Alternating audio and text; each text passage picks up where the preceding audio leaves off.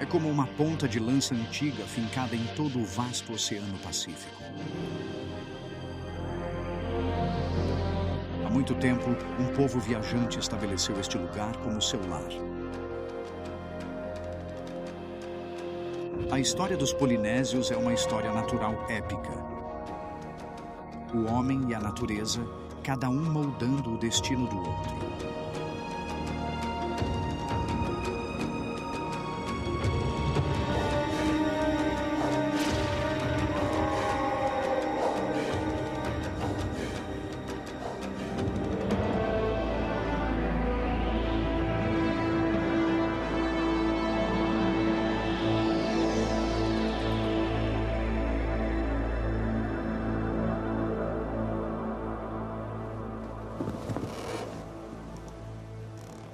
Em 1789, na costa de Tonga, no Pacífico Ocidental, um navio britânico fez história.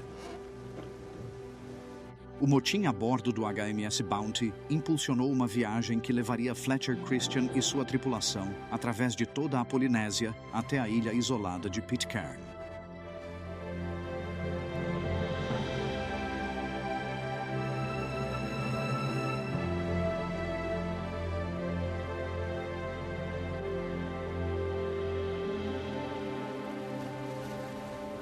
Num momento de imprudência, os amotinados atearam fogo ao navio, cortando-se do mundo exterior.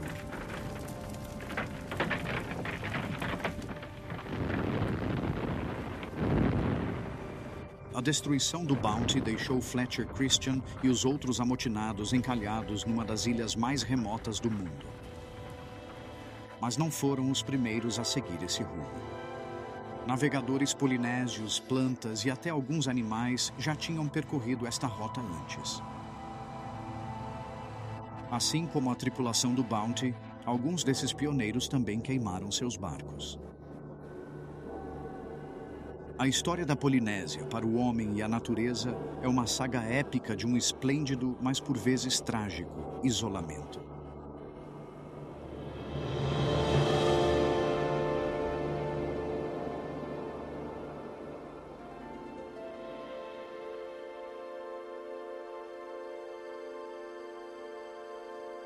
A Polinésia é um mundo de pequenas ilhas espalhadas por um mar infinito.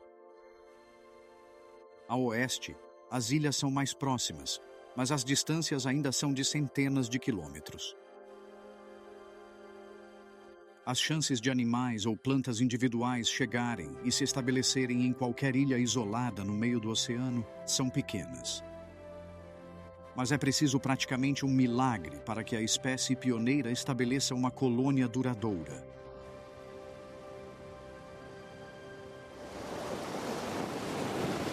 No Pacífico Ocidental, a ilha fijiana Yandotamba.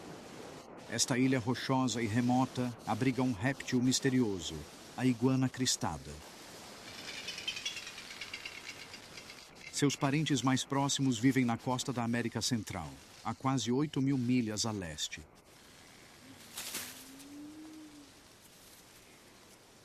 Parece extraordinário que este lagarto terrestre tenha cruzado uma barreira oceânica tão formidável. Mas não foram os adultos que viajaram para essas ilhas do Pacífico Ocidental. A rivalidade se intensifica na época de reprodução, com disputas por parceiros e locais de ninhos.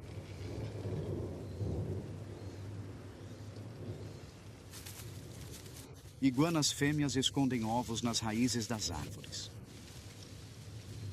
Arrancados da terra por uma grande tempestade, eles poderiam ser levados por todo o oceano e chegar a uma costa distante. A estação dos ciclones, embora traga morte e destruição, pode também transportar consigo nova vida.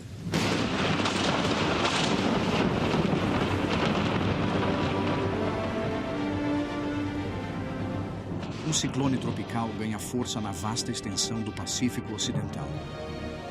Alimentado pelo Sol, ele ganha energia e impulso, até que, tal como um espírito demoníaco, liberta a sua fúria e se espalha em espiral pelo oceano.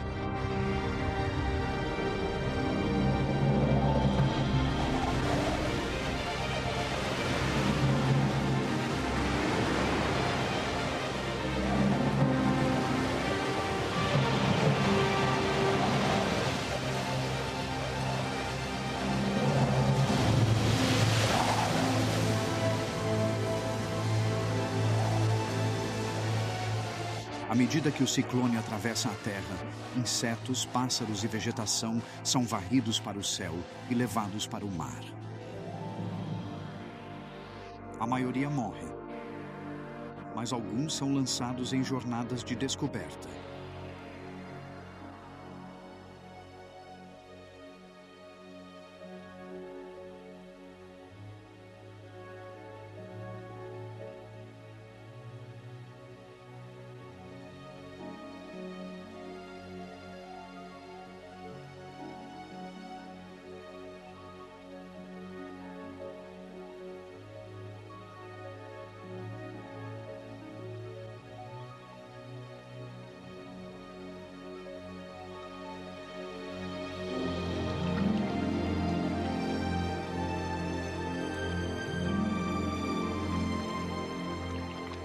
Levada pelo ciclone, uma lagartixa se agarra à sua balsa, uma árvore flutuante, vítima da tempestade. Seu destino depende das correntes.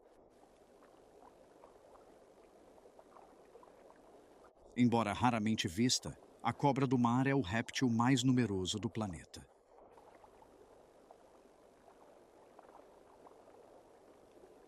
Ela passa a vida toda à deriva no oceano, caçando presas entre detritos acumulados onde as correntes se encontram.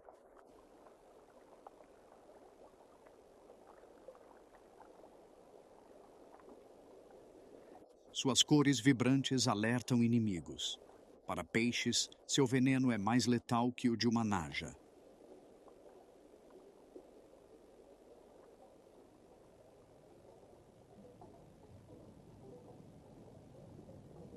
Colônias de corais geram uma avalanche de descendentes. Levados pelas correntes oceânicas, viajam centenas de quilômetros até se fixarem num recife distante e criarem uma nova colônia.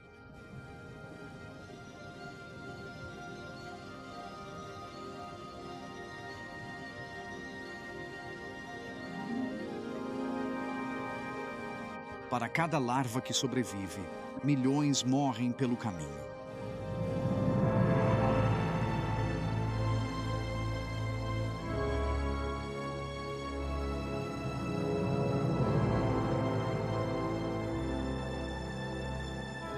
As raias-manta, verdadeiras nômades gigantes dos oceanos, colhem a inconstante safra dos mares.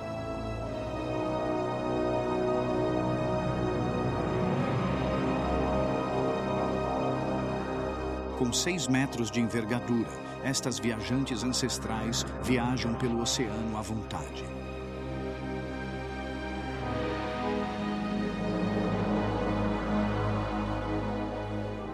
Há 2000 anos, uma nova e audaciosa geração de navegadores invadiu este vasto mundo oceânico. A grande era da navegação polinésia havia começado.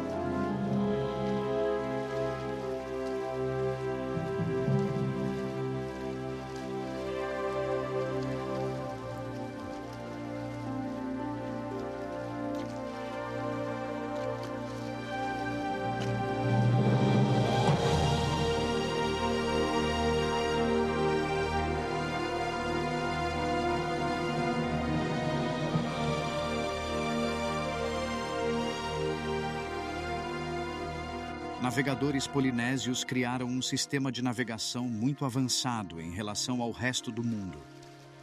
Seus navegadores se guiavam pelo sol e pelas ondas do oceano. As formas e cores das nuvens e o voo das aves marinhas eram pistas vitais que indicavam terras muito além do horizonte. Eles dominaram o mar.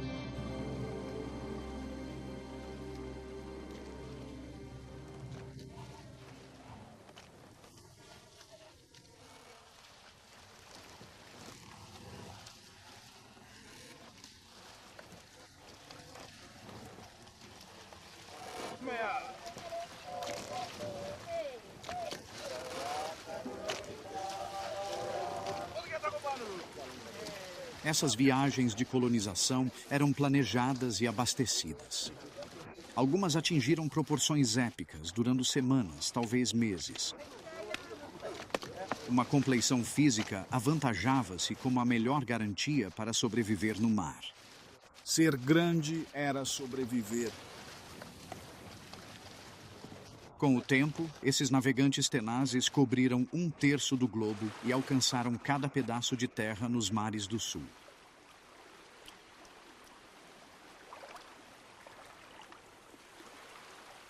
A tenacidade recompensa outros colonizadores, e esta lagartixa, moradora da floresta, é uma ótima nadadora.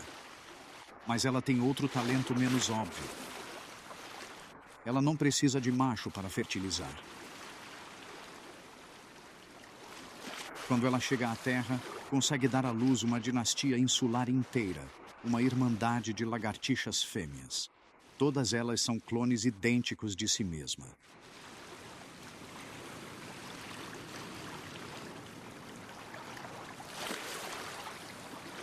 Cocos. Os frutos tropicais mais difundidos são projetados para flutuar por meses no mar. Uma casca fibrosa grossa mantém a noz flutuante, e o interior carnudo tem tanta reserva de líquido que enraiza e cresce até numa praia queimada de sol. A altura do coqueiro permite que sua semente escape da sombra da planta-mãe.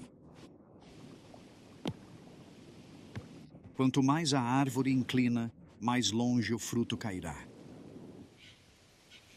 Aqui nas encostas de Barlavento de Rarotonga, a maior das ilhas Cook, as palmeiras se inclinam para cima na encosta. Assim, cada nova geração de cocos brota mais acima dos seus pais.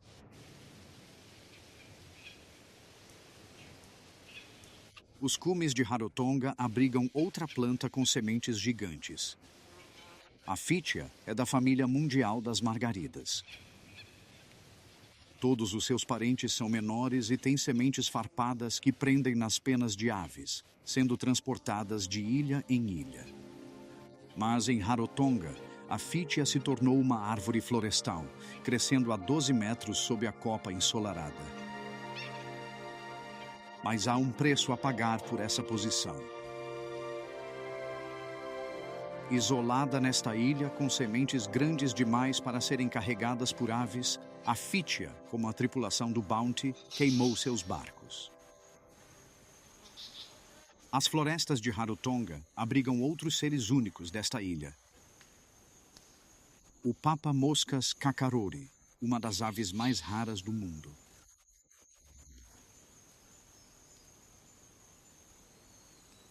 Mas essas aves e quase toda a fauna das Ilhas Cook estão relacionadas a espécies de Fiji e das ilhas do Sudeste Asiático, na borda ocidental do Pacífico. Assim como os polinésios, todos esses pioneiros insulares devem ter se espalhado de oeste para leste pelo grande oceano.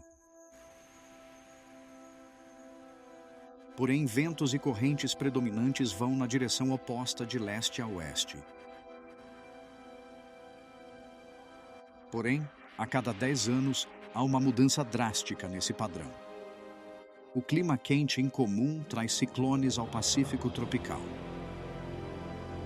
Este evento climático varre todo o Pacífico, chegando à América do Sul na época do Natal, onde é conhecido como El Niño, o menino.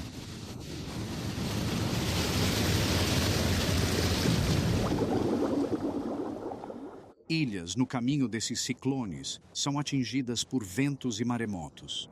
Florestas inteiras são devastadas. Todo tipo de vida, pássaros, aranhas, insetos, é varrido da face da terra. E após a passagem do ciclone, a floresta fica em silêncio. O El Niño traz destruição, mas também traz nova vida. No coração do cinturão de ciclones do Pacífico Ocidental fica Savaii, lar da raposa voadora samoana. Como morcegos da fruta, prefere a terra, evitando o mar aberto. Sua origem é a oeste, nas selvas do Sudeste Asiático. Levados por tempestades e soprados de ilha em ilha, seus ancestrais encontraram refúgio nas florestas de Savaii, o ponto mais distante da Ásia que um mamífero alcançou sem a ajuda do homem.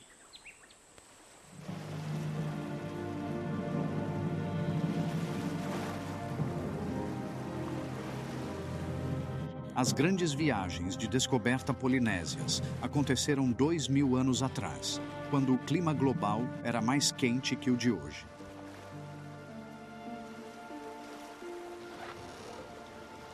Ventos sazonais de El Niño favoreceriam suas jornadas de exploração ao sol nascente. Mas eles sabiam que, com o tempo, se não encontrassem nada, o vento predominante os levaria de volta para casa. Como se consegue atravessar tudo isso diante de tais desafios? Como se faz para sobreviver a essas adversidades?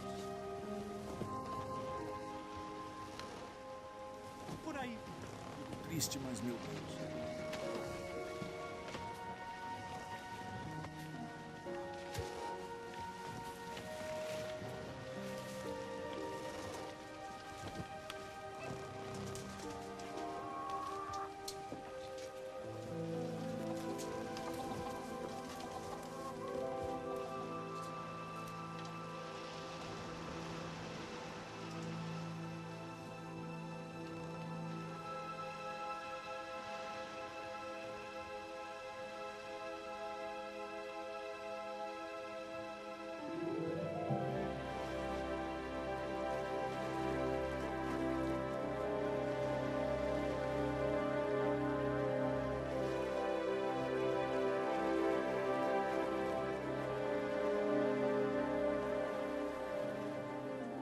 O céu noturno, um mapa celestial. Tomou o lugar de cartas e bússolas.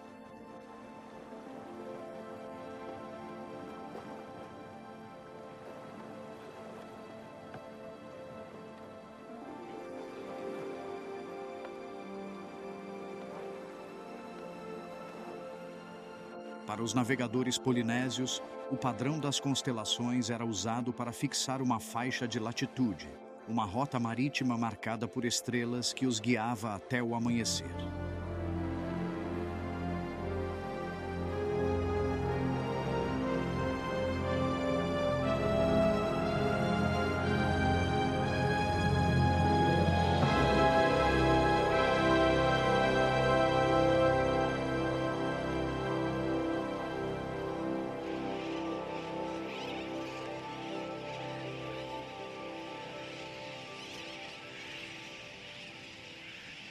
Para os primeiros polinésios, os atóis do Pacífico Central eram como degraus pelo oceano.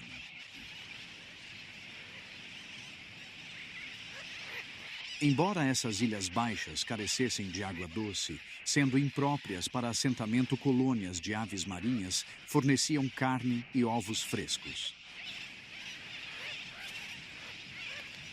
Na ilha Christmas, no Pacífico Central, milhões de andorinhas do mar escuras acasalam e criam filhotes. Um caranguejo terrestre entrou em território hostil. Para chegar à sua toca, ele precisa passar pelo corredor polonês de aves furiosas.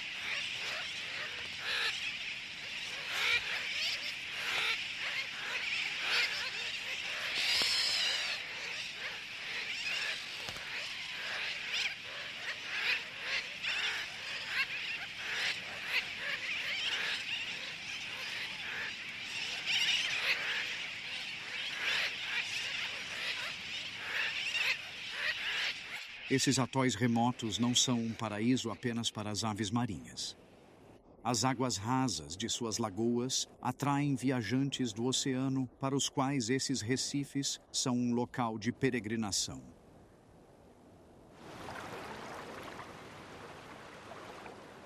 As tartarugas verdes vêm para essas ilhas há milhões de anos. Quando ocorreu este encontro, era uma ilha alta, coberta por floresta. Eroída pelo tempo, foi reduzida a um atol de coral que mal se mantém acima do mar. Mas as tartarugas mantêm a fé em seus locais de reprodução. Por 10 anos ou mais, cada uma viaja milhares de quilômetros, seguindo as correntes do oceano antes de retornar à sua ilha natal para a criação de nova vida.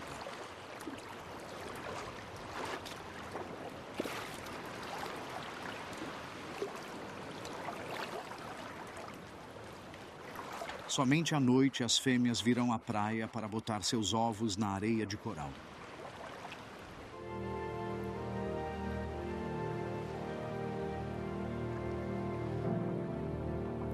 Para os machos, a reunião acabou. Com o dever cumprido, eles desaparecem um a um na imensidão do oceano.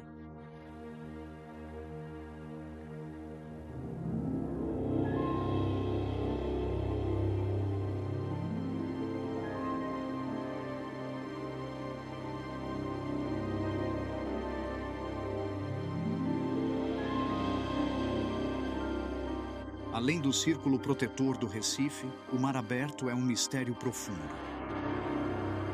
O domínio nômade dos tubarões.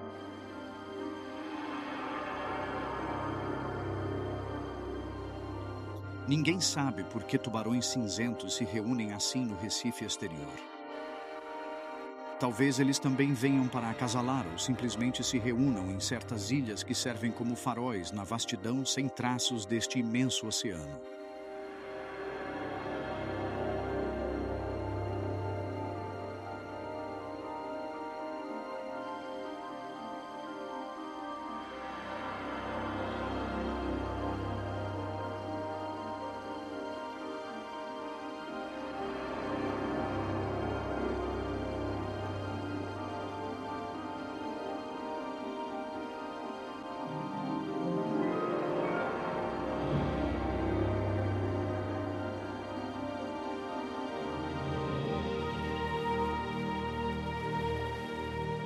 Pitcairn, um ponto de terra, em um mar sem fim.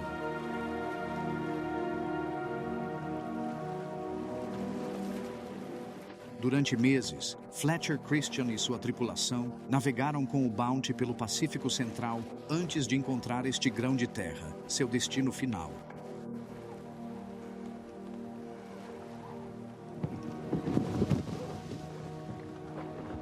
Aqui, eles queimaram seus barcos e se entregaram ao exílio autoimposto.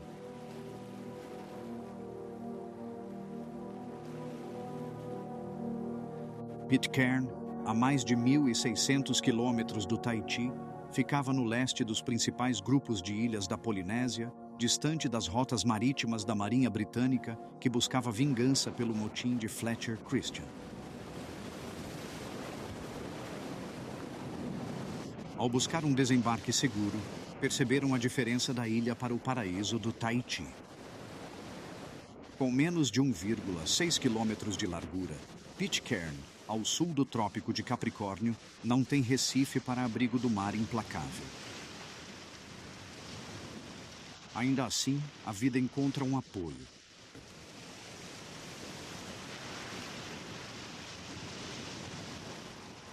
Os amotinados viram que não foram os primeiros a habitar Pitcairn. Por toda esta ilha selvagem e indomada, havia sinais de uma ocupação antiga.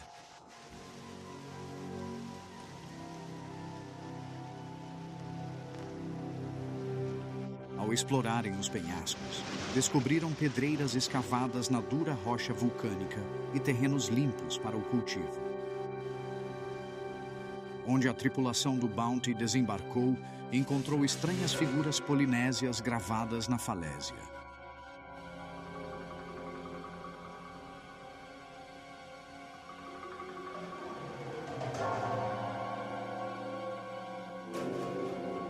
No interior, havia um templo guardado por 4 tiques esculpidos em pedra, que os amotinados rolaram penhasco abaixo, com medo de represálias dos espíritos pagãos do passado de Pitcairn.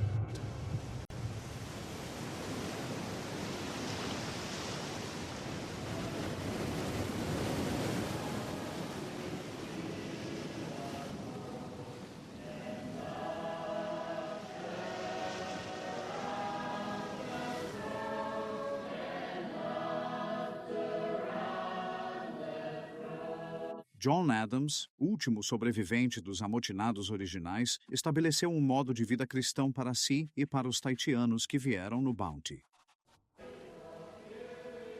8 gerações se passaram desde o motim, mas os pitcairnenses modernos ainda se orgulham de seu passado notório e seus ancestrais famosos. Há apenas 4 sobrenomes comuns em Pitcairn. Um deles é Christian.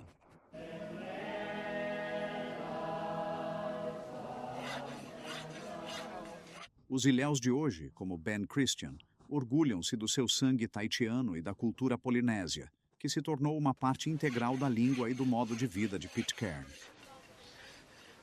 Embora o cristianismo substitua tabus e a religião pagã Pitcairn mantém a fé com o resto da Polinésia.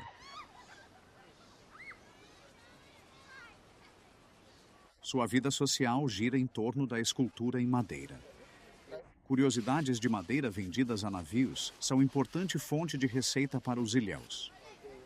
A bela madeira espelho de grão rosa vem da ilha Henderson, uma longa jornada a nordeste de Pitcairn.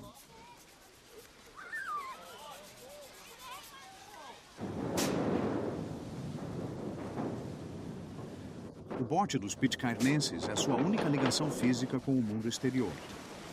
Lançá-lo é um evento perigoso.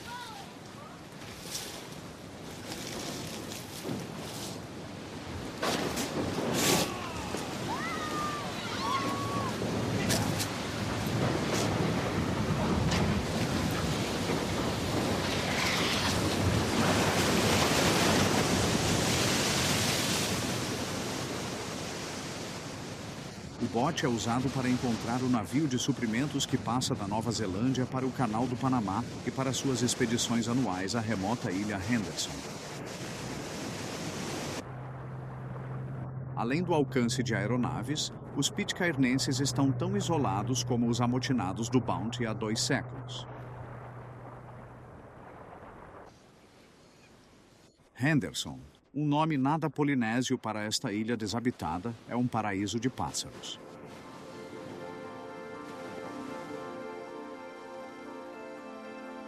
As árvores de pandanos abrigam andorinhas do mar fada de pés brancos, raça única do remoto grupo Pitcairn.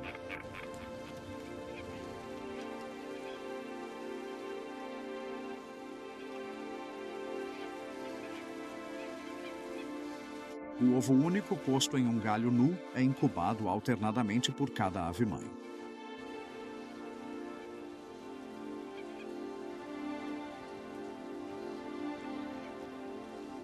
Serão 4 semanas até o filhote eclodir.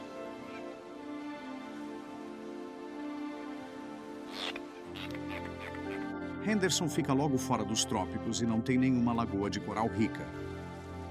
As aves daqui pescam em mar aberto. Ao criar um filhote, a linha entre o sucesso e o fracasso é muito tênue. Cuidar um do outro reforça o vínculo vital entre eles. São parceiros para a vida toda.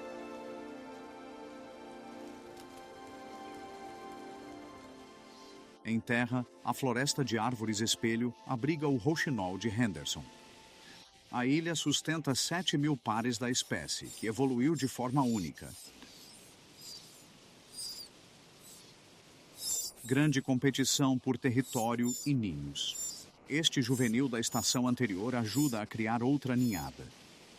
Não relacionado aos pais ou filhotes que alimenta, seus esforços serão bem recompensados.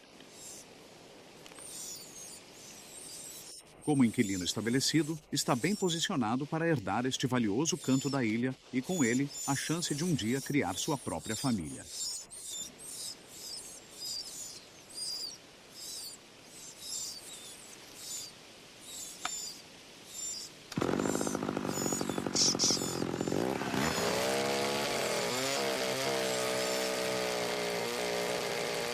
É desta floresta que os pitcairnenses colhem madeira para suas esculturas.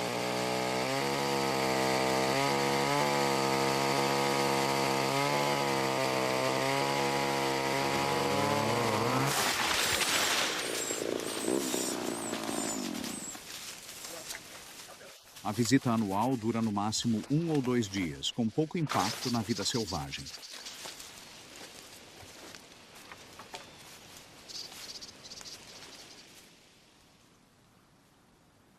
Assim como Rarotonga, Henderson tem seu próprio pombo-fruta único. A ave desenvolveu uma parceria com a árvore Marcini, espécie única de Henderson. A árvore fornece frutas nutritivas, cujas sementes a pomba espalha pela ilha para benefício mútuo.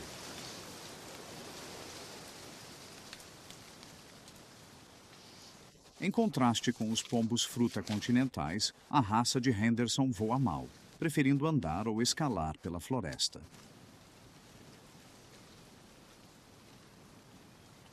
Nesta pequena ilha varrida pelo vento, pássaros que mantêm os pés ancorados têm menor chance de serem levados para o mar.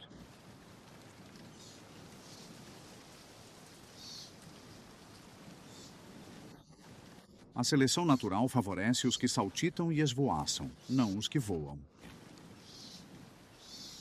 Nesta ilha isolada, o pombo-fruta abdicou da mobilidade em troca de segurança. Em Henderson, o jogo da sobrevivência segue outras regras. Com poucos predadores, Henderson também é um paraíso para insetos. As folhas tenras das pisônias são infestadas por larvas de mariposa da ilha. As lagartas se espalham sem controle pela ilha, desfolhando completamente as árvores.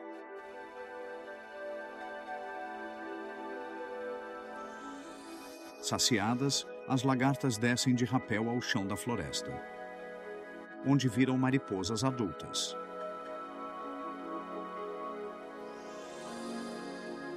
Onde quer que a praga tenha deixado os galhos nus, a luz do sol penetra através do dossel, rejuvenescendo outras plantas no chão da floresta.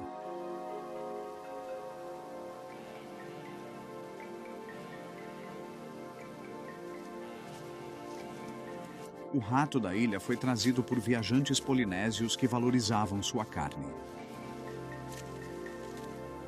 Eles trouxeram nozes de pandanus que usavam para fazer farinha.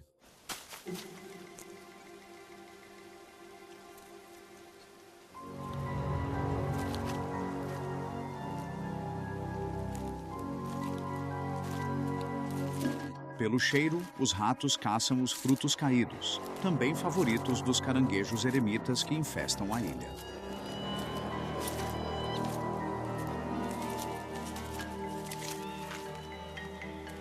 Na competição por este prêmio suculento, ratos têm velocidade e astúcia, mas garras maciças e armadura espessa do caranguejo dão-lhe vantagem no combate. Os caranguejos têm outra grande vantagem. Ao longo da vida, eles nunca param de crescer. Os maiores usam cascas de coco como casas móveis. Sem inimigos naturais, esses crustáceos gigantes vivem até uma idade avançada, pilhando a floresta da ilha em busca de comida.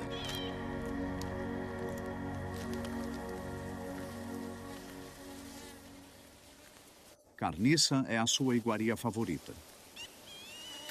Filhotes de aves marinhas caídos tornam-se vítimas indefesas.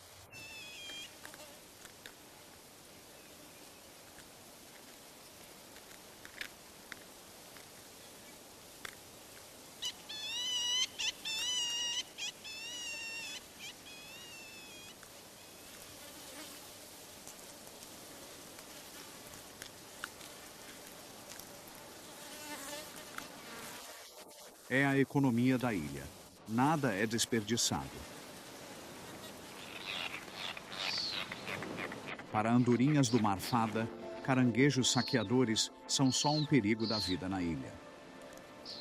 Agora que o filhote eclodiu, os pais devem satisfazer o voraz apetite por peixe da cria. É uma tarefa que exige toda a energia de ambas as aves durante várias semanas, todos os dias. Do nascer ao pôr do sol.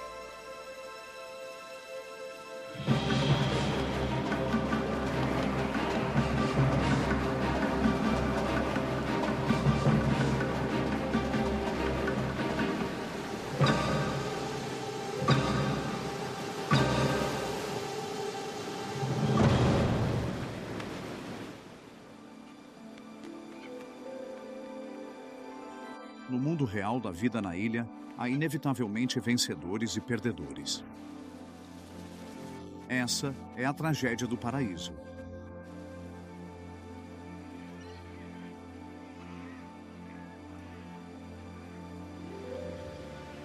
Sem seu companheiro, o infeliz pai solteiro dificilmente consegue alimentar seus filhotes famintos. Em ilha tropical com rica lagoa, haveria chance de sobrevivência.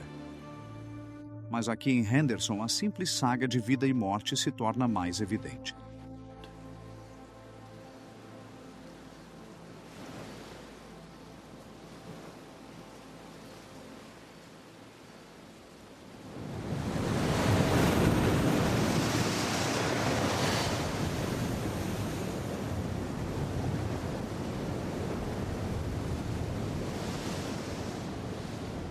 As costas oeste e sul de Henderson têm falésias íngremes e socavadas.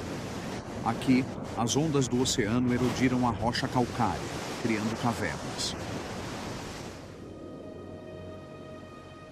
Os detritos no chão desta caverna, no penhasco, não foram trazidos pela ação das ondas.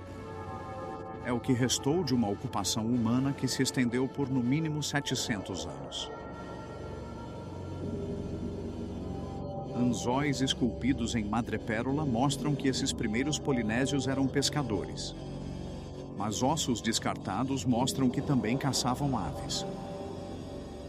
Espalhados pelo chão da caverna estão os restos de um pombo-dodô sem voo, que com o tempo foi caçado até a extinção. Porém, uma ave sem voo sobreviveu contra tudo, o frango d'água de Henderson.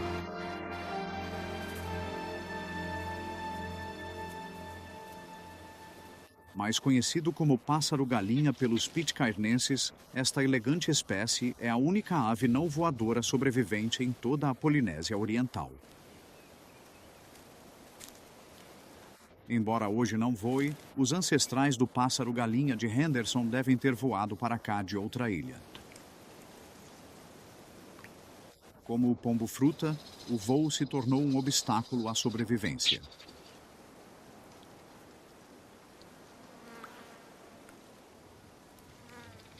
Tornar-se totalmente sem voo leva muitas gerações, mas agora essas aves estão encalhadas para sempre. Seu destino está ligado ao de sua ilha natal adotiva. Mais do que outros habitantes extraordinários, o pássaro-galinha de Henderson queimou irreversivelmente suas pontes.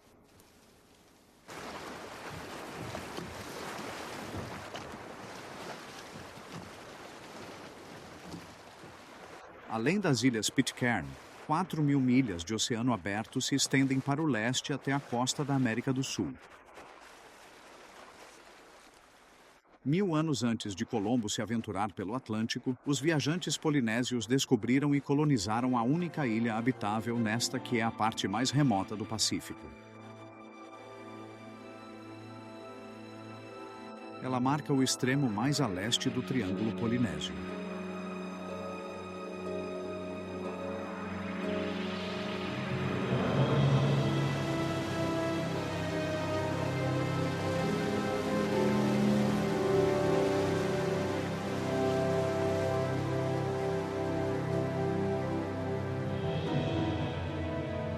A Ilha de Páscoa é um lugar de mistério e intriga. Aqui, em isolamento esplêndido, a arte e a religião polinésia floresceram.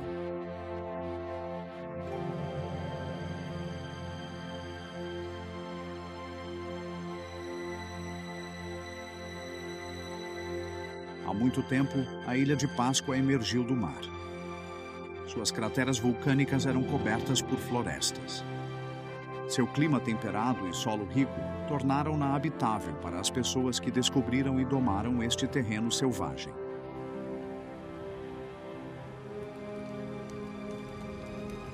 O fogo foi chave para desmatar terras para plantações e aldeias. Aves nativas, como o frango d'água sem voo de Henderson, eram presas fáceis e logo se extinguiram.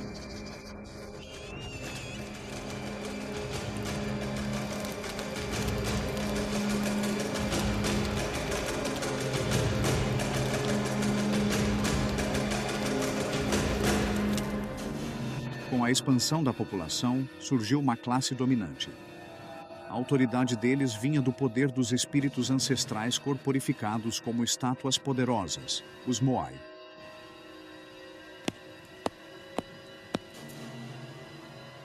Com ferramentas de pedra, a rocha macia da pedreira sagrada foi transformada em obras de arte monumentais.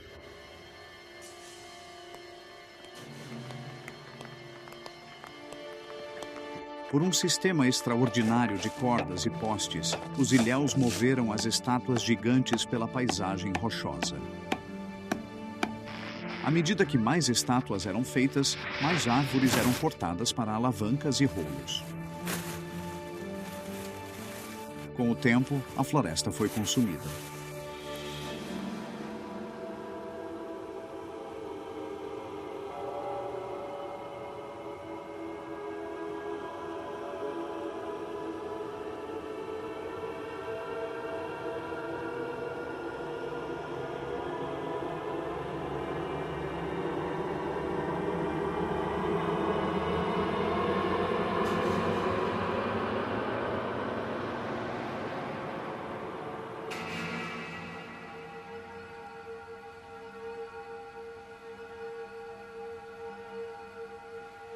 No seu destino final, na plataforma Ahu dos túmulos dos chefes, os Moai ganhavam vida. Equipados com olhos feitos de coral branco, eles se tornaram os rostos vivos da ilha para vigiar como sentinelas sobre as vidas de seus criadores. Uma vez derrubada a última árvore, a pedreira sagrada estava condenada. Sem os meios para movê-los, as estátuas foram abandonadas.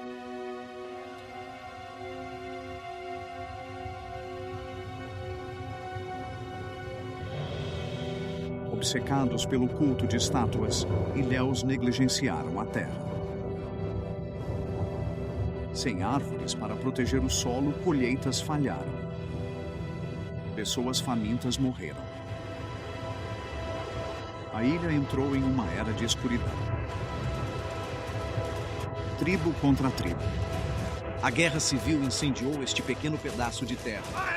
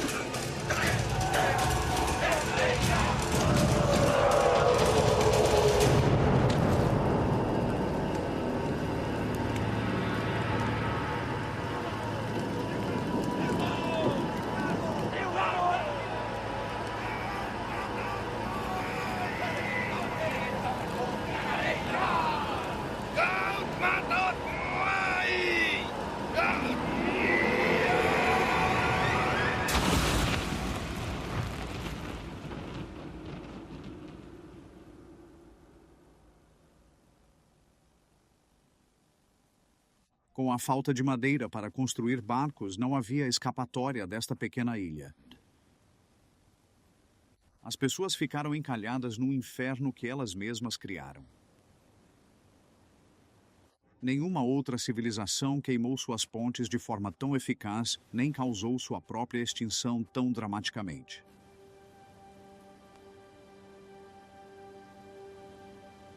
Atualmente, os Moai sem olhos e a paisagem desolada servem como um monumento à tragédia da Ilha de Páscoa e também como uma lição contundente sobre a fragilidade humana.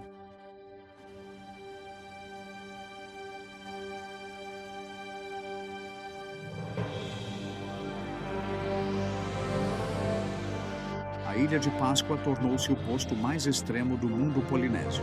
Sua história é única.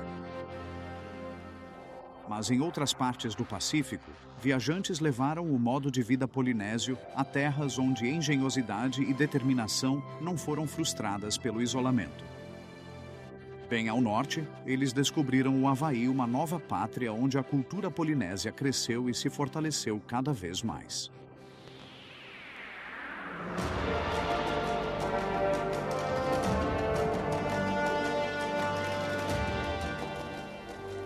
No próximo Nômades do Vento, horizontes distantes são buscados no Havaí e na Nova Zelândia. É domingo, às 6h10, na BBC 2.